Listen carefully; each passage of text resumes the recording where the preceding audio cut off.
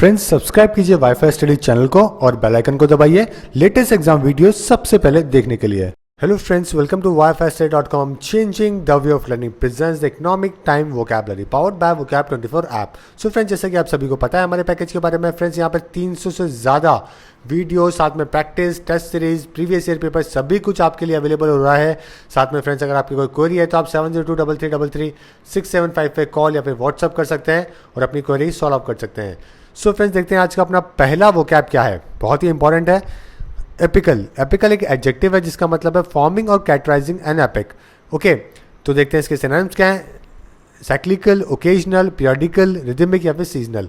तो कोई भी चीज़ जो कि किसी एक पर्टिकुलर टाइम पीरियड के अंदर होती है फ्रेंड्स, ओके, उसको अपन कहते हैं एपिकल। ठीक है, चाहे वो 4 मंथ हो, 4 ईयर हो, 4 डेकेड हो, कुल मिला के एक पीरियड से लेकर दूसरे पीरियड के बीच में किसी स्पेशल टाइम के अंदर होने को अपन एपिकल कहते हैं। एग्जाम्पल देखते हैं। Because the film was an apical it wasn't nominated for any award. यानी कि जो मूवी थी वो कोई एपिकल नहीं थी, इसीलिए वो किसी भी अवार्ड के नॉमिनेट नहीं करी गई। अब देखते हैं इसके रिलेटेड वर्ड एपिक, यानी कि particular period of time in history और अ पर्सन्स लाइफ। अब देखते हैं इसकी ट्रिक। बहुत आसान ट्रिक है, देखिए। आईपीएल एपिकल टूर्नामेंट है, तो आईपीएल एपिकल, देखिए कितने सिमिलर से दोनों वर्ड हैं सुनने में। आईपीएल कैसा है? एपिकल है, आईपीएल एपिकल। और आपको सभी को पता है कि आईपीएल जो होता है वो समर के टाइम पे होता है, समर वेकेशन के टाइम पे। यानी कि एक सीजनल टूर्नामेंट है, 1 या 2 महीने के टाइम के अंदर होता है। तो इस तरीके से आप इसको आसानी से याद कर सकते हैं। ओके, कि आईपीएल एपिकल टूर्नामेंट है, यानी कि एक सीजनल टूर्नामेंट है। नेक्स्ट वर्ड अपना ग्लिच। ग्लिच एक नाउन है जिसका मतलब है सडन, यूजुअली टेम्पररी मेलफंक्शन, कमियां। तो किसी भी चीज़ के अंदर जो कमी होती है, डिफेक्ट होता है, उसको अपन कहते हैं ग्लिच। सिनोनिम क्या है? Bug, defect, flaw, setback, malfunction या फिर स्नग। और एंटोनिम्स क्या है? एडवांटेज, परफेक्शन या फिर स्ट्रेंथ। यहाँ पे 2-3 वर्ड बहुत इंपॉर्टेंट है, ये आपको ध्यान रखना है। तीनों का मतलब क्या है? कमियाँ। किसी भी चीज़ में कमियाँ होने को अपन कहते हैं। ओके, एग्जाम्पल है टेक्निकल ग्लिच कॉज ए टेम्परेरी शटडाउन। यानी कि एक टेक्निकल कमी के कारण टेम्परेरी क्या हो गया? शटडाउन हो गया। अब इसकी ट्रिक देखिए। गाड़ी नहीं चल रही क्योंकि क्लच में ग्लिच है। तो देखिए, क्लच ग्लिच कितने सिमिलर से वर्ड है। तो गाड़ी नहीं चल रही क्योंकि क्लच में क्या है? ग्लिच है, यानी कि कमी है। ओके, कोई ना कोई खामी है उसके अंदर, इसकी वजह से गाड़ी नहीं चल रही है। तो इस तरीके से आप इसको रिलेट करके आसानी से याद कर सकते हैं क्लच को ग्लिच से। ओके, क्लच ग्लिच दोनों ही सिमिलर से वर्ड है सुनने में। ओके, कि गाड़ी नहीं चल रही क्योंकि क्लच में ग्लिच है, यानी कि क्लच में कमियां है। नेक्स्ट वर्ड है इम्पीड। इम्पीड एक वर्ब है जिसका मतलब है डिले और prevent something bye obstructing them. तो किसी भी चीज़ को डिले करना, प्रिवेंट करना, ऑब्स्ट्रक्ट कर देना, उसको अपन इम्पीड कहते हैं। बहुत अच्छा वर्ड है, पेपर में बहुत बार रिपीट हुआ है ये वर्ड फ्रेंड्स। कैट से लेके अपने यूपीएससी, एसएससी सभी में ये आया है। सिनोनिम देखते हैं। ब्लॉक, कर्ब, डिस्टर्ब, हैम्पर, रिस्ट्रेन या फिर स्टैमी। और एंटोनिम्स क्या है? एडवांटेज, असिस्ट, एक्सपीडाइट, फैसिलिटेट या फिर अनलॉक। तो यहाँ पे जो इंपॉर्टेंट वर्ड है वहाँ पे एक ही वर्ड है इंपॉर्टेंट। और example, what are the problems that impede our progress on the task. यानी कि कौन कौन सी ऐसी प्रॉब्लम है जो हमारी प्रोग्रेस को रोकती है टास्क के अंदर। वर्ब फॉर्म्स क्या है? Impede, impeded and impeded. और रिलेटेड वर्ड क्या है? इम्पीडिमेंट, यानी कि ए हिंड्रेंस और obstruction in doing something. Okay, अब देखते हैं इसके ट्रिक। बहुत आसान है। गाड़ी की स्पीड हमारे काम में इम्पीड है, तो स्पीड इम्पीड। ओके, इस तरीके से मैं इसको रिलेट कर रहा हूँ कि देखिए, अगर आप ज़्यादा तेज चलाएंगे ना तो आपका काम अच्छा नहीं होगा, खराब होगा। अगर कहीं ना कहीं गाड़ी अड़ेगी, गाड़ी भिड़ेगी, कुछ ना कुछ एक्सीडेंट होएगा, और क्या होगा? जो आप काम करने जा रहे हैं, काम करना चाहते हैं, वो उसमें क्या होगा? एक ब्लॉक आ जाएगा। ओके, उसके अंदर एक कमी आ जाएगी, यानी कि उसके अंदर एक टाइम पीरियड तक वो रुक जाएगा, ब्लॉक हो जाएगा कुल मिला के वो काम। तो इस तरीके से अपन इसको याद कर सकते हैं। अगर आप कोई गाड़ी तेज चला रहे हैं, कोई कहीं जा रहे हैं, तो आप इसको वर्ड को यूज़ भी कर सकते हैं। अगर आप डेली लाइफ में यूज़ करेंगे तो आपके लिए बहुत आसान हो जाएगा इन सभी को याद करना कि गाड़ी की स्पीड आपके काम में इम्पीड है, तो स्पीड इम्पीड। इस तरीके से अपन इसको रिलेट करके याद कर सकते हैं। इम्पीड यानी कि किसी भी चीज़ को रोकना। सैम्बलेंस बहुत अच्छा वर्ड है, पहले भी अपन इसको कवर अप कर चुके हैं, और सेम ट्रिक से अपन ने इसको रिलेट किया था पहले भी कि इन दोनों में सैम्बलेंस रिजैम्बलेंस है। ओके, देखिए यहाँ पे 2 एक्ट्रेसेस है। पिछली बार अपन ने ऐश्वर्या राय और एक उलाल एक्ट्रेस है। ओके, उन दोनों को रिलेट किया था जो कि एक जैसी लगती थी। यहाँ पे आज अपन ने कैटरीना और जेरिन को किया है कि इन दोनों में सैम्बलेंस कैसी है, रिजैम्बलेंस, यानी कि जो इनकी आउटवर्ड अपीयरेंस है। सैम्बलेंस का मतलब क्या होता है? Outward appearance. ओके, ठीक है। देखिए, सिनोनिम क्या है? एयर बेयरिंग, फैकेड, फीलिंग, लाइकनेस या फिर रिजेम्बलेंस। और एंटोनिम्स क्या है? डिफरेंस, डिसिमिलरिटी या फिर अनलाइकनेस। और example, even though I was nervous during my presentation I tried to project a semblance of calmness while speaking. यानी कि मैं काफ़ी नर्वस था मेरी प्रेजेंटेशन के टाइम पे, लेकिन मैंने क्या दिखाने की कोशिश करी कि मैं काम हूँ बोलने के टाइम पे। ओके और मैंने आपको इसकी ट्रिक बताई थी। सैम्बलेंस को रिजेम्बलेंस से अपन इजीली रिलेट करके याद कर सकते हैं। दोनों का मीनिंग एक जैसा ही है कि जिसकी आउटवर्ड अपीयरेंस किसी भी चीज़ की एक जैसी होती है। ओके नेक्स्ट वर्ड है स्क्यू। स्क्यू मतलब क्या? कोई भी चीज़ जो कि एक पर्टिकुलर सब्जेक्ट की तरफ बायस है। Okay bias towards one particular group और सब्जेक्ट। किसी की तरफ झुका हुआ कोई चीज़ है, किसी एक तरफ कोई चीज़ सोचता है। जैसे कि अगर हम मान लीजिए कांग्रेस और बीजेपी दोनों तरफ में से एक ही तरफ आप हमेशा वोट डालते हैं, कभी ये जज नहीं करते कि कौन सही कर रहा है कौन गलत कर रहा है, तो आप कैसे हो? बायस हो। बायस हो यानी कि स्क्यू हो, यानी कि आप एक तरफ झुके हुए हो। सिनोनिम्स क्या है? बैंड, बायस, कंटोर्ट, स्लंट, स्टॉप या फिर ट्विस्ट। और एंटोनिम्स क्या है? मेंटेन या फिर स्ट्रेंथन। तो यहाँ पे this word is important for exam. देखते हैं example, because we didn't use a level when hanging it the picture was skew on the wall. यानी कि हमने कोई लेवल यूज नहीं किया था जब इसको बनाया था, इसको हैंग किया था, इसीलिए ये टेढ़ी है पिक्चर। अब इसके रिलेटेड वर्ड क्या है? स्क्यू यानी कि neither parallel nor at right angle to a specified or implied line. तो कोई भी चीज़ जो कि ना तो सीधी है ना पैरेलल है, राइट एंगल पे नहीं है, टेढ़ी मेढ़ी है कुल मिला के। ओके ट्रिक देखते हैं। इस इशू पे लोग बहुत स्क्यू हैं। तो देखिए इस इशू पे यानी कि बाबरी मस्जिद इशू के ऊपर लोग क्या है? बहुत ज़्यादा स्क्यू है, यानी कि बायस्ड है। ओके कई लोग जो कि किसी ऑर्गेनाइजेशन से जुड़े हुए हैं, ओके तो वो हमेशा उसी की बात करेंगे। तो इस तरीके से अपन इसको याद कर सकते हैं कि इस इशू पे लोग बहुत स्क्यू है, यानी कि बहुत ज़्यादा बायस्ड है। तो इशू स्क्यू, इस तरीके से अपन इसको रिलेट करके याद कर सकते हैं। ओके स्क्यू यानी कि टेढ़ा, कोई भी चीज़ जो कि टेढ़ी होती है या फिर एक तरफ बायस्ड होती है। नेक्स्ट वर्ड है अपना सबसर्विएंट। ये एक एडजेक्टिव है जिसका मतलब है लेस इंपॉर्टेंट या फिर सब ऑर्डिनेट। ओके सिनोनिम्स क्या है? कवरिंग, डिफरेंशियल, इंफीरियर, मैन या फिर सबमिसिव। और एंटोनिम्स है कंट्रोलिंग, डिक्टेटोरियल, डोमिनियरिंग या फिर overbearing. Okay example, while I did not mind following reasonable orders on occasion, I am far from subservient and will not do everything I am told। यानी कि मैं mind नहीं करता हूँ अगर मुझे कोई रीजनेबल तरीके से कोई ओकेजन पे कोई काम दिया जाता है तो, लेकिन मैं उन लोगों में से नहीं हूँ जो कि हमेशा कह दिया जाए काम के लिए और कर दिया जाए। ओके यानी कि लेस इंपॉर्टेंट नहीं हूँ। ओके अब देखते हैं इसके रिलेटेड वर्ड सबसर्वियंस यानी कि the condition of being less important than something else. Okay अब देखते हैं इसके ट्रिक। बहुत आसान ट्रिक है, कभी आप वापस इस वर्ड को नहीं भूलेंगे। सबसर्विएंट, देखिए सब सर्वेंट हमारे लिए सबसर्विएंट नहीं है, यानी कि देखिए सब सर्वेंट को अपन सबसर्विएंट से रिलेट कर रहे हैं। सब सर्वेंट और सबसर्विएंट देखिए कितने सिमिलर से वर्ड हैं दोनों। यानी कि सब सर्वेंट हमारे लिए कैसे नहीं है? लेस इंपॉर्टेंट नहीं है। ओके हमारे लिए कुछ देखिए हमेशा ऐसा होता है आपकी टीम के अंदर, चाहे वो सर्वेंट की हो चाहे कोई क्रिकेट की टीम हो, कुछ प्लेयर ज़्यादा इंपॉर्टेंट होते हैं। ओके कुछ लोग ज़्यादा ही इंपॉर्टेंट होते हैं। तो इस तरीके से अपन इसे याद कर सकते हैं कि सब सर्वेंट हमारे लिए सबसर्विएंट नहीं है, यानी कि लेस इंपॉर्टेंट नहीं है। ओके कई सारे ज़्यादा इंपॉर्टेंट होते हैं, तो इस तरीके से आप याद कर सकते हैं। नेक्स्ट है वॉन्ट। ओके अब देखिए WAND है, लेकिन इसके प्रोनाउंसिएशन थोड़ी सी डिफरेंट है। ओके अब इसका जो मीनिंग है वो होती है छड़ी, जो एक लॉन्ग थिन स्टिक होती है, रॉड होती है, उसको अपन वॉन्ट कहते हैं। सिनोनिम्स क्या है? बार, बैंटॉन, केन, पोल, स्टिक या फिर ट्विग। और एंटोनिम्स क्या है? क्लियरेंस या फिर अनबार। तो यहाँ पे केन इंपॉर्टेंट है, बैंटन भी इंपॉर्टेंट है। एग्जाम्पल देखते हैं, with them were found many relieves in every and task, wants and cylinders.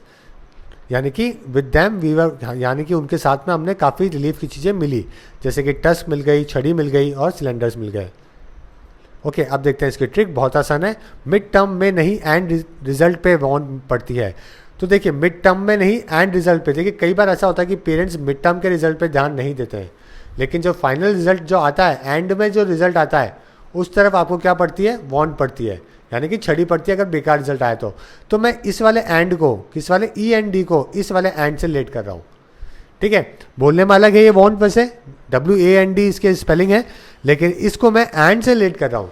अब अगर ये फ्यूचर में आपके पेपर में आया तो आप इसको इजीली याद कर लेंगे कि अपन ने कभी ना कभी इसको कैसे याद किया था कि मिड टर्म में नहीं एंड रिजल्ट में ऑन वॉन्ट पड़ती है, यानी कि छड़ी पड़ती है जब आपका बेकार आता है। तो इस तरीके से आप अपन इसको याद कर सकते हैं, इस एंड को इस एंड से रिलेट कर सकते हैं।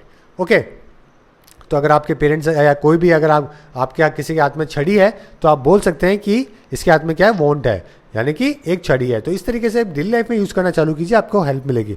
हसल, हसल एक नाउन है जिसका मतलब है बांधा है। इरिटेटिंग, इनकन्वीनियंस, तो कोई भी चीज़ जो कि बांधाएं होती है तो अपन कई बार कहते हैं कि live a life hustle free, यानी कि बांधाओं से रहित लाइफ जिए।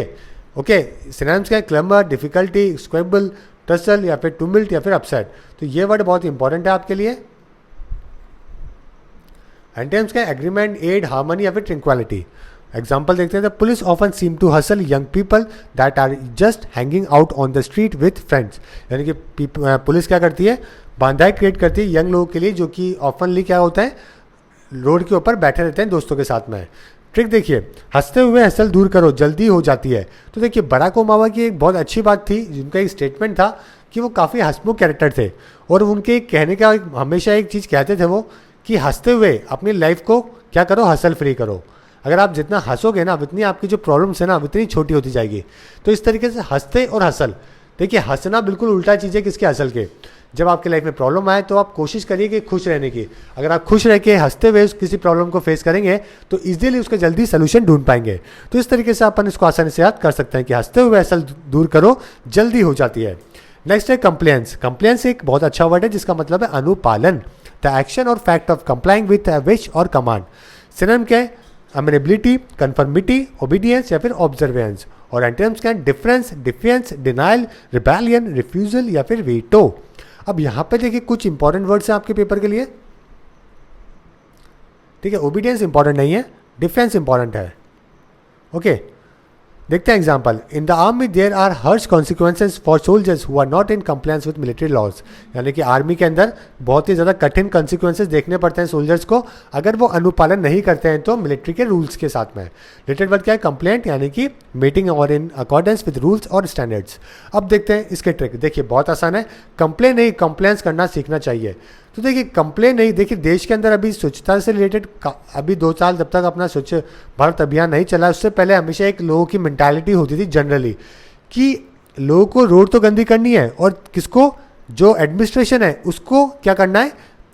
उसके बोलना है कि ये लोग ये काम नहीं करते, इस वजह से गंदगी है।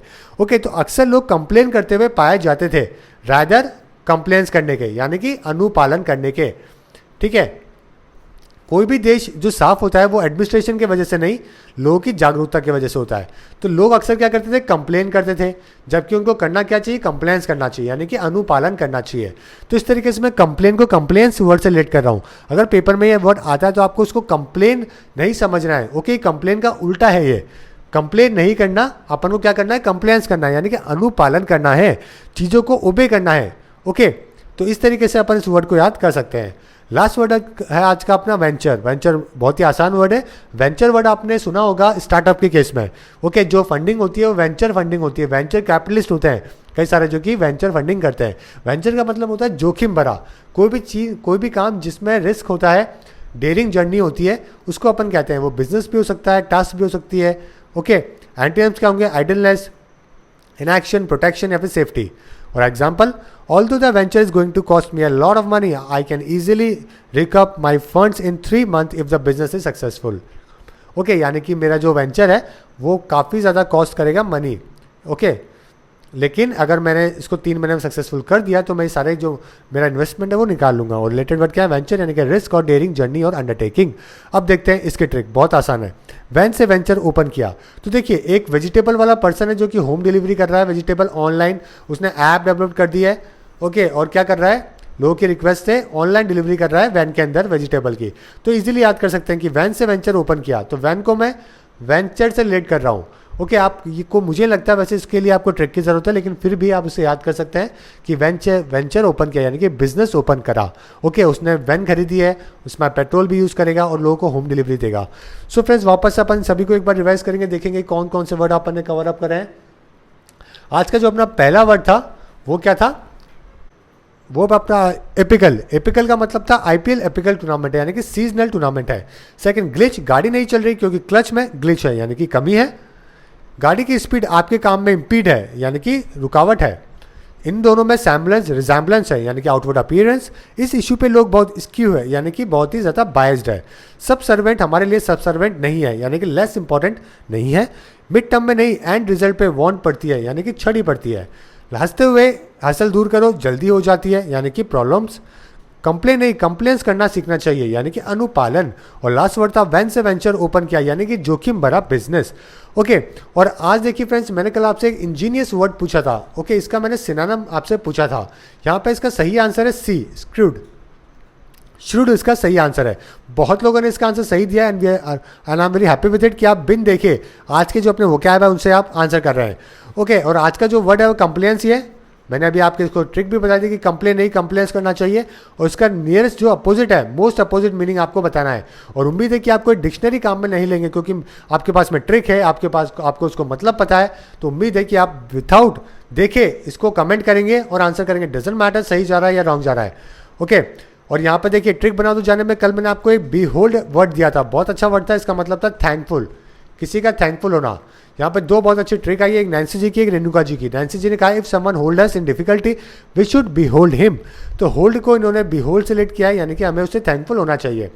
वैसे ही देखिए दूसरी बहुत अच्छी ट्रिक थी, ओल्ड पीपल के बिहोल्डन रहना चाहिए यानी कि ओल्ड को बिहोल्ड से इन्होंने रिलेट किया यानी कि अपन को थैंकफुल होना चाहिए क्योंकि उन्होंने अपन को काफ़ी कुछ सिखाया है लाइफ में। ओके, और आज की जो ट्रिक है फ्रेंड्स वो है इम्पिक्यूनियस। ये आज का आपका वर्ड है और उम्मीद है कि आप कमेंट करेंगे और लोगों को इस ट्रिक से फ़ायदा पहुंचाएंगे। और अगर सेंटेंस फ्रेमिंग की बात की जाए तो घनश्याम जी ने और हिना जी ने बहुत अच्छे सेंटेंस फ्रेम करे हैं। 10 के 10 वोकैब इन्होंने यूज़ करे हैं। ओके, और इससे काफ़ी अच्छा सेंटेंस फ्रेम किया है। ठीक है, यहाँ पे इन्होंने देखिए 2 लाइन के अंदर ही सब कुछ यूज़ कर लिया, मोमेंटस, एंडेवर, सभी कुछ यूज़ कर लिया। ओके, तो उम्मीद है कि आज के भी 10 वोकैब आप यूज़ करेंगे और एक सेंटेंस फ्रेम करके मुझे भेजेंगे ताकि बाकी लोगों को भी ये रीड करके उससे एक मोटिवेशन मिले, साथ में वो क्या है आपकी वो स्ट्रांग हो सके। सो उम्मीद है फ्रेंड्स आप इस वीडियो को लाइक करेंगे, शेयर करेंगे। अगर अभी तक आपने चैनल को सब्सक्राइब नहीं किया है तो इसे ज़रूर सब्सक्राइब करेंगे ताकि आपको ऐसे ही बेनिफिट होता रहे। So friends thank you and all the best.